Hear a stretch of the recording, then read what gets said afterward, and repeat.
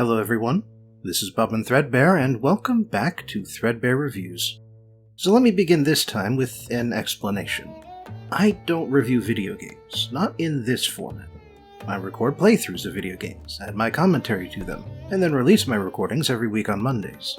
If you want my opinion on a video game, I've gone through quite a few over the years, and if you want a succinct review, I generally describe my impression of a video game over the end credits. The other reason why I generally don't review video games for Threadbare reviews is because a lot of them are long. I'm the kind of person who likes to fully explore maps, locate all the hidden corners, perform all the quests, and then go back a second time to see what the other set of options were. That can require up to 100 hours to manage, and that can be a lot to ask for. However, I have been asked multiple times by patrons to cover Grim Fandango, one of the last adventure games made by LucasArts, and most recently the request came from patron Joe Cool. And Grim Fandango is relatively short, I've played it multiple times over the years, and it provides a very cinematic experience, which means there's not much point in covering it with the Let's Play approach.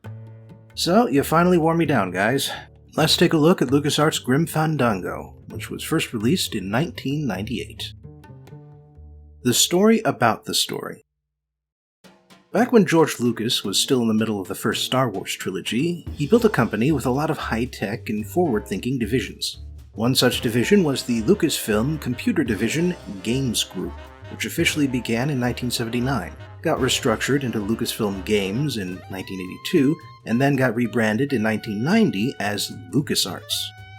They originally worked with Atari, back when their home console was the only thing on the market. But for some reason, Atari had the rights to make Star Wars video games directly, and so Lucasfilm's games had to make original titles that weren't based on the property. LucasArts would eventually get the rights back and make their own Star Wars games, but by that point they had established a long tradition of creating original works as well. That being said, the division's first adventure game was a tie-in to the movie Labyrinth, which was a joint production by Lucasfilm and Jim Henson. That game came out in 1986, and a year later they developed Maniac Mansion, which was an adventure game based on generic hokey B-movie mad science. To build that second game, they created an adventure game engine called SCUM, which stands for Script Creation Utility for Maniac Mansion. They then continued to produce SCUM games for the next 10 years, and in that time they became one of the two main developers of adventure games throughout the whole industry. Their competition was called Sierra, and the two companies had very different ideas on how adventure games should work. Sierra made it easy to fail so that you would have to use multiple saves and call their expensive hint line to figure things out, while LucasArts made it hard to fail, so that you were very rarely in a position where you couldn't complete the game without reloading. However, there eventually came a day when the SCUM engine started showing its age. Plus, as the video game market evolved, adventure games were becoming less popular. So in 1998, they created a new engine, Grime, which stands for Grim Engine. And this allowed players to move the main character through the environment using console-friendly tank controls, instead of the old point-and-click interface that SCUM games had. Grim Fandango was obviously the first game to use the Grime engine, but the second and last game would be Escape from Monkey Island, which came out in the year 2000. After that, adventure games simply became too unpopular. Plus, LucasArts went through a few restructurings in the early aughts, as the people in charge did their best to squeeze every penny out of the division, despite what that was doing to the company's long-term prospects. Eventually, LucasArts became less of a development company and more of a wholesale license distributor. That's about when Disney bought Lucasfilm, including LucasArts, and while the company is still technically around, it doesn't do any development at all these days. But back during the late 90s, LucasArts was still a development company, and one of their lead developers was a man named Tim Schafer. Schafer was hired by LucasArts in 1989 as a junior programmer, but he quickly rose to prominence within the company when he helped write most of the dialogue for The Secret of Monkey Island. He then became the co-director of the game Day of the Tentacle, and when he got his first solo director job, he created the biker adventure game, Full Throttle. Because of that game's success, Schafer got the go-ahead to create another adventure game based on the Mexican Day of the Dead holiday, and also film noir, because why not? Schafer made a point of having the game be as authentic as possible, with several live music recordings, including an actual mariachi band from San Francisco, and a cast of voice actors that included several Latinos, in particular the two main leads. This attention to detail paid off, with Grim Fandango getting an incredibly positive response from critics and numerous awards. However, adventure games were becoming unpopular by the late 90s, and going into 3D didn't save them, and so sales of the game were disappointing. Still, if you want to try the game yourself, Tim Schafer's company, Double Fine Productions, released a remastered version with high-res graphics in 2015. But enough about the background details. The review. In the Grim Fandango version of the Afterlife, one of 3 fates awaits you. If you are a normal person, you go on a 4-year journey to the 9th Underworld, and you can possibly shave some time off of that number, depending on how much money you were buried with. If you are especially bad, then you are forced to work off your debt to the cosmos before you can begin your journey. If you are especially good, then you get a golden ticket for an express train that will cut that 4-year trip down to 4 minutes. Manuel Manny Calavera is a soul who has to work off some time, and specifically he works as a travel agent for newly arrived souls, or skeletons. Everyone is skeletons. However, Manny hasn't gotten a lot of good commissions lately, and so he steals one from a rival agent, Domino Hurley.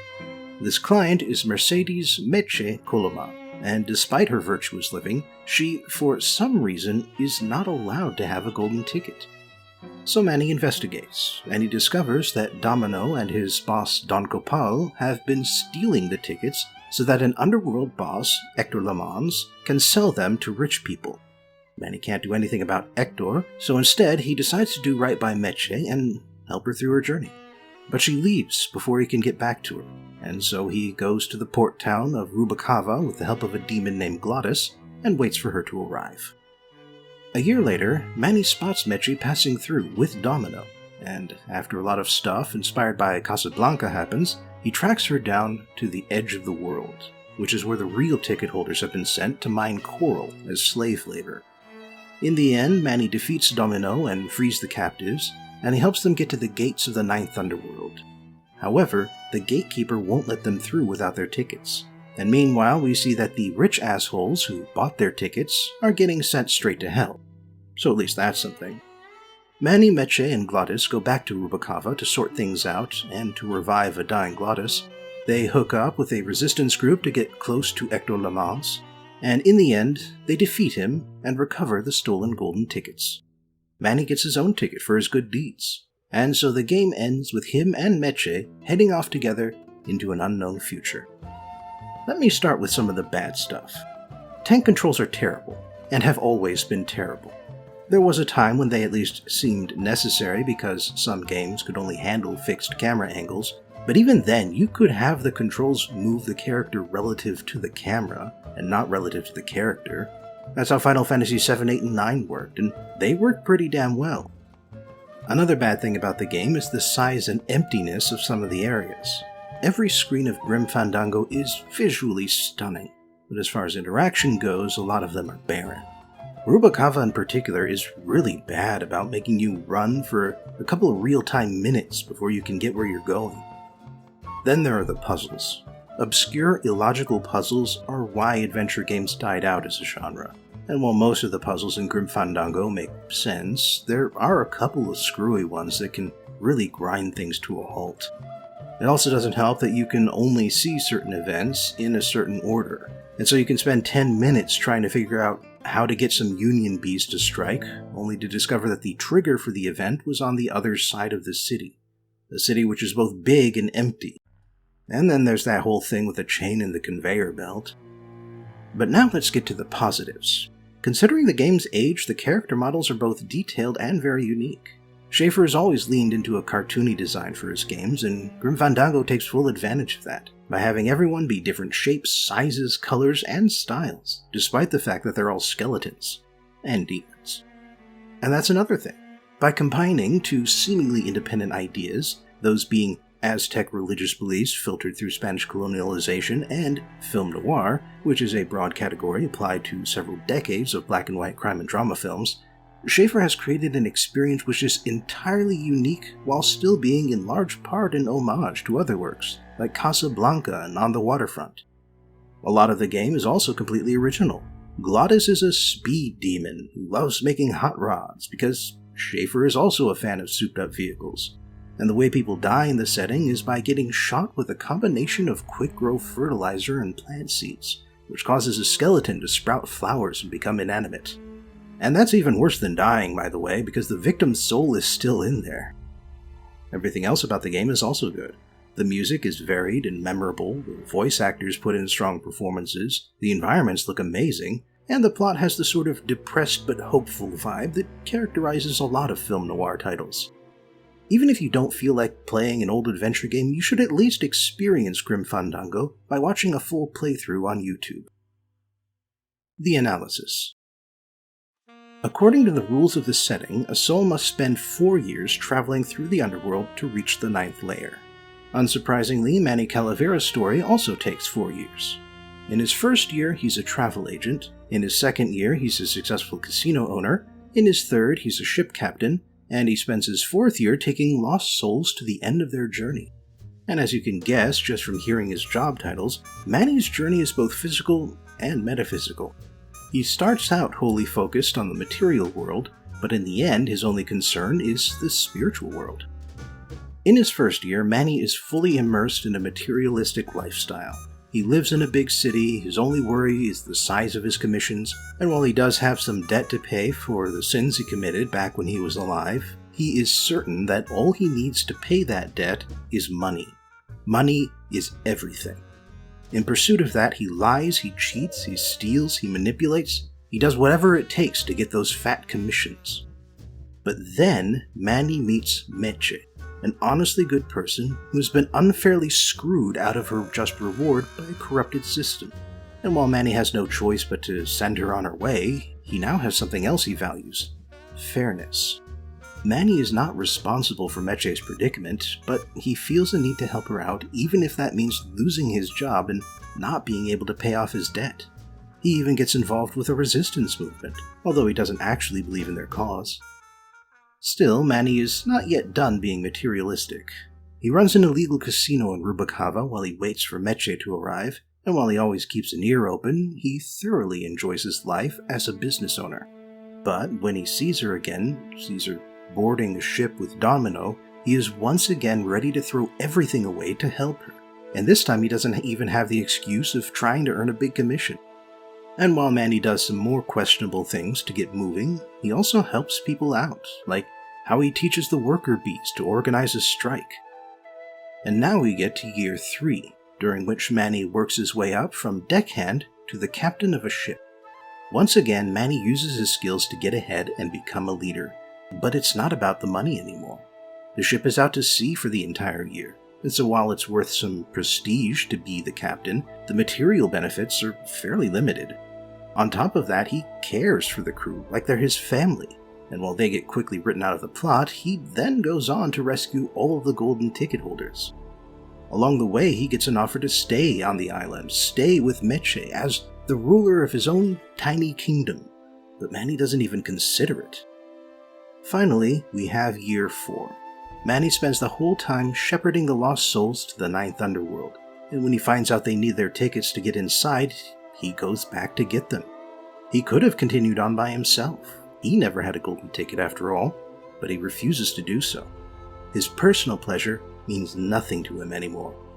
And so, to hold the ticket holders, and to help his sick friend, he's prepared to go all the way back to the beginning. He fights hand in hand with the resistance now, and he helps them to take down Hector Lamas. Not for a commission, not even for Meche. Manny fights for everyone now. And so, his 4-year journey comes to an end. The last thing I'd like to bring up is the final line of the game. Nobody knows what's going to happen at the end of the line, so you might as well enjoy the trip. And that is related to this theme of materialism versus spiritualism. With materialism, your physical needs are fulfilled, but you're never really happy. You want to consume, you want what other people have, you want more. You pursue, and if you catch what you pursue, you go out the next day and you pursue something else. And it is good to have a goal, and It's good to have some ambition, but it's not good to focus on things that you want so hard that you ignore the things that you have. And if you can't appreciate the things that you have, how can you enjoy life? Now, spiritualism isn't about enjoying life either, but what it does do is teach you to think about more than just acquisition. It teaches you to consider the lives and the feelings of others. It teaches you to understand that you are one part of something much, much bigger than yourself, and you can feel happiness and satisfaction from helping others.